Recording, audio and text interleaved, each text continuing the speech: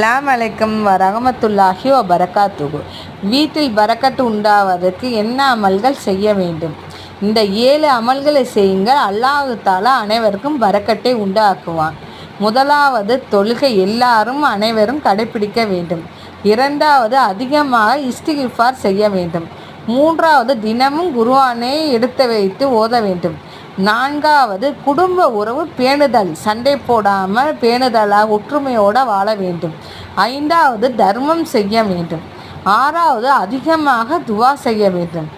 ஏழாவது, நல்ல அமல்கள் செய்ய வேண்டும். இபாதத்துகள், வணக்க வழிபாடுகள், திக்ருகள், எல்லா சிந்தனையும் அல்லாஹ் தஆலாவை நினைத்து கொண்டே இருக்க வேண்டும். இவை அனைத்தையும் நம்ம செய்து கொண்டு இருந்தால் அல்லாஹ் தஆலா அனைவருக்கும் பரக்கத்தை உண்டாக்குவான்.